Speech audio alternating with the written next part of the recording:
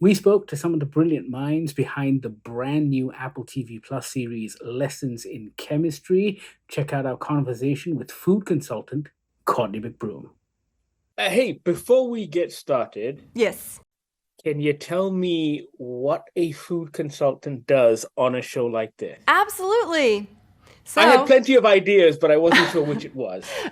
so basically, I worked with the writers, the producers, the directors, and Brie to figure out what the food was going to be for the show, the look of it, how we were going to use that as part of the storytelling of the show, and then took those ideas of what we were making and created them in the kitchen with a lot of help from a lot of amazing, talented food stylists and chefs, and then put it on the old show.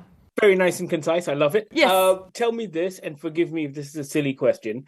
I realize that a certain amount of technology has changed over the years, and materials have changed in the kind of pots and pans that we use to cook. But has that changed the look of food? Given the setting of the movie, is that something you need to consider? Like, does a pie look different in 2023 than it did back then? You know, as far as I know, it does not. Because like Pyrex has been around since the 50s and we still cook in Pyrex today. And unless like some ovens, no, I mean, yeah, pies look the same. Pies look delicious in the 50s and delicious today. Okay, good. Because the reason I asked was I was wondering if you needed to consider that when designing the food. Right.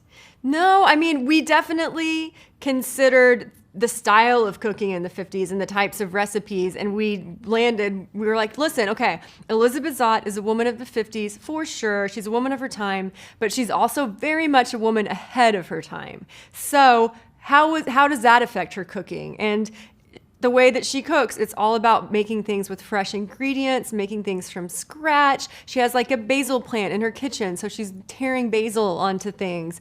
And that was really important to me because I wanted the food to look fresh and delicious. Whereas a lot of times with 50s style food, which I love 50s style food, I think it's great. But there's a lot of canned goods, there's a lot of gelatin involved. So we did fresh food with a nod to the 50s. Right. And of course, I'm assuming it's also because using those things, like in the first episode, there's the canned stuff. And I'm assuming it's new and exciting for the time. And so everyone wanted to use those things. Yeah. But Elizabeth does her own hand crushed tomatoes. She does everything from scratch because she knows.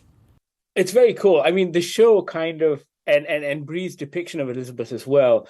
And I haven't spoken to Brie, obviously, so I don't know if she took any inspiration from Julia Child, but there was a very necessary stiffness to her character. Yes. Yeah, she's a chemist. Exactly. Yeah. She's And I very guess serious. when it comes, and I'm a sucker for shows like this. I'm a sucker for TV shows that kind of blend the world of food and science. And I'm curious as to when planning those recipes, if you guys had to come up with things that highlighted chemistry in particular.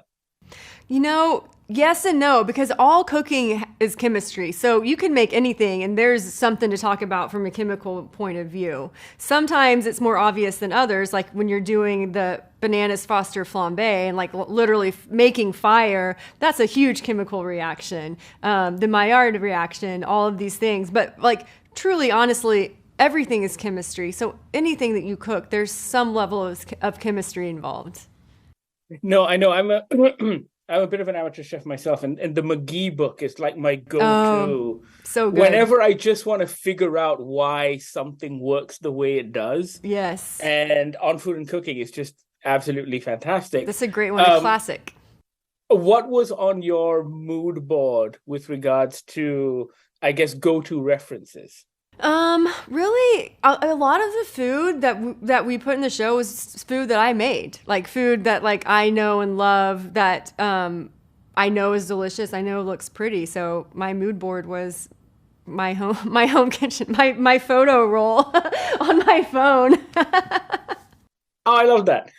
Has technology and TikTok and social media made your life easier or harder with regards to the work that you do? A little bit of both. A little bit of both. I really 'Cause appreciate there's an audience expectation these days because we seem a little more informed. Am I right? a little, yes, but but which is great because people are a lot more interested in food. I do think that like the thing with Instagram and TikTok or anytime you're looking at food and not eating it is like something might look really pretty, but you don't know what it tastes like. And for me, first and foremost, it's about taste. And I think some of the least attractive looking foods taste the best. So it's kind of that balance of both. Because I also obviously want the food to look pretty too, but above all else, I want it to taste good. Absolutely. The good folks at Apple sent me the lasagna recipe, Oh.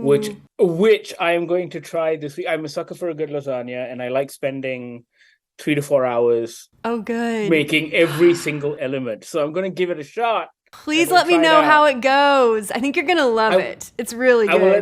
I will let the Apple people know and to inform you. And I think we're gonna record it and shoot it and everything. Oh, as well, good. I can't wait to how it see. goes. That's so exciting. We'll tag you on everything. Okay, But good. yeah, Awesome. this has been an absolute pleasure. Thank you so much. And, So nice to meet you. Congratulations on the show. It was Thank all right. you. It was Thank great. you. Yeah. I love Thank it. you. You can too. Welcome, viewers. My name is Elizabeth Zott, and this is Supper at 6. Watch Lessons in Chemistry when it drops on Apple TV Plus October 13th. Let us know what you think once you've seen the series. Sound off in the comments. And thank you so much for watching.